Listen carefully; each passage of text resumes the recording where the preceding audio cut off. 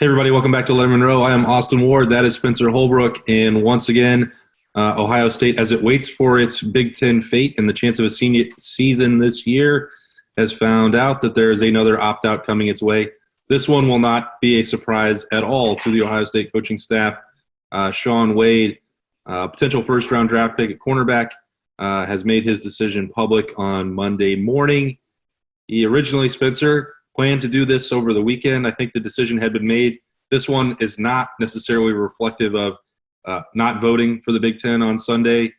There was, I think, an element of waiting to see if maybe anything would change over the weekend. But Shaun Wade, the opt-out was coming for a while, I think, for him, and this is not something that will catch Ryan Day or Kerry Combs off guard. No, the positive momentum that we have seen from the Big Ten in the last few days, it wasn't going to change anything. And people will say, his dad flew to Chicago and wanted to protest. His dad was in Columbus and wanted to protest. But this is the Shaun decision. And for Shaun to look at what's been going on, look at what kind of season he might have, because it still might only be a 6 to 8 game season. We don't really know. And then to look at his NFL draft stock, I think anybody would make that decision. It's not a decision you can really, ridicule him for, get mad at him for.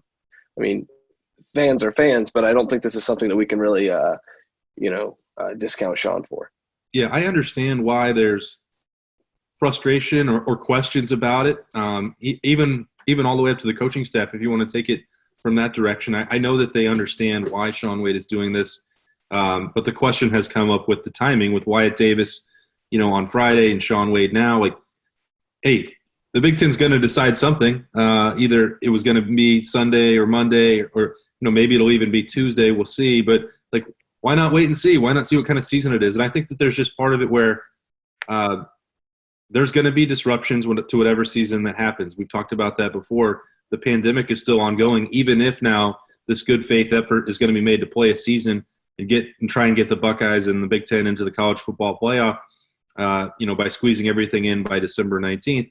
So, there are, some risks to playing that, this shortened season, this different season, and there's millions of dollars at stake for these guys. So it is odd. I'll concede that point that they wouldn't just wait until that final decision is out and then say that's the decision. But on the same token, the fact that they were willing to do it now means that it wasn't directly related to the Big Ten going either way to play October 17th at this point.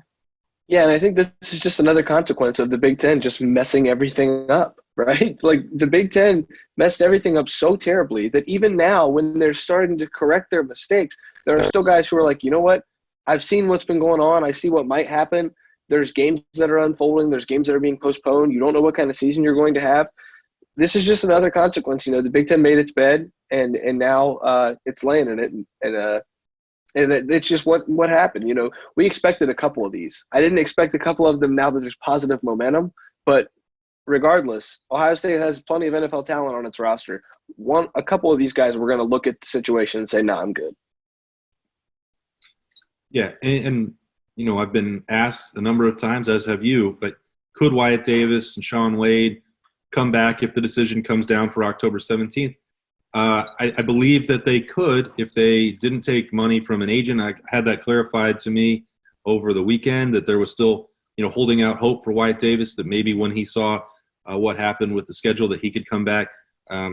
This rarely comes up with football. We've seen it with basketball where they've changed the rules to let guys go through the draft process and have representation.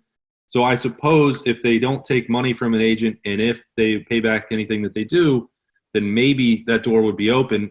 However, my conversations with either the players themselves or with their camp and family around the time span over the last couple of weeks was that would be an unlikely outcome for these guys. So I'm not going to make any hard and fast this, but this, like I said, this seems to be independent of the Big Ten. We'll close the door on that discussion. Spencer, when you look at how this impacts the Buckeyes now, we were talking about it heading into our trip to Jacksonville last January, how important it was for Shaun Wade to be that senior or veteran leader for the Buckeyes, give them a proven cornerback on the outside, because now you're looking at it, secondary that is completely overhauled. Yeah, and like we talk about the two departures, I think the Wyatt Davis departure is easier to replace than Shaun Wade, and that's crazy because of how talented and good Wyatt Davis really is.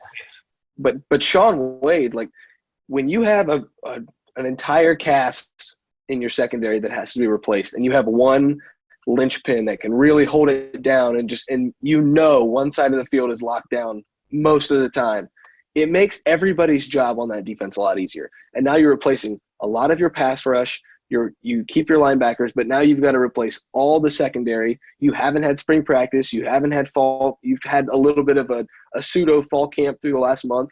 This is not going to be easy for Ohio State to replace, even with all the talent. So you got to look at those freshmen that came in. You got to look at some younger guys. You got to look at a guy like Tyreek Johnson, who's never been able to take a step. Seven Banks, Cam Brown, they're probably going to have even bigger roles than they originally thought. This is a bigger loss than the Wyatt Davis departure, and I think Ohio State's going to have some things to figure out. Yeah, that's a mouthful that you said there, Spencer. We've talked all offseason about, well, who could be, the other outside corner. It's a fascinating competition between Cam Brown and Seven Banks, and depending on the day, we've gone back and forth with who might be the leader there. Well, they both have to play, you would think right now, the perimeter roles for the Buckeyes, and maybe another name to throw in there, which he's another guy who's struggled to really get on the field, but has some ties there with Kerry Combs, Marcus Williamson.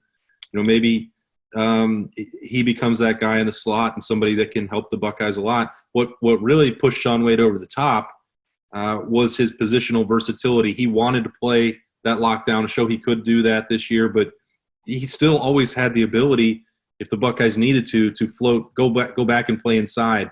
I remember there were discussions 2 years ago. Was he better suited as safety with his physical frame and willingness to tackle? Like, Shaun Wade could do anything for the Ohio State defense, and to now be in a situation where you don't have him and he's going to give you nothing for a team with national title aspirations, this is a big blow, and especially because what you talked about with Cameron Brown and Seven Banks not having March to go be the guy. The stuff that they've done has not really been true live football since August. They never had the full pads on as they've tried to get ready for a green light to start the season. And then, whether that's legend Cavazos or Ryan Watts, those guys, they haven't had any of that really at all. So that's a big ask, and it'll be fascinating to see what happens there in the Ohio State secondary.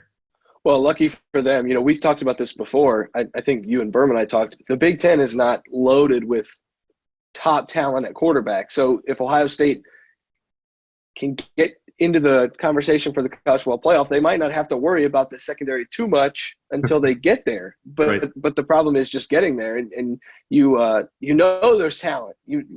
We can just put that to bed. We know there's plenty of talent in that secondary.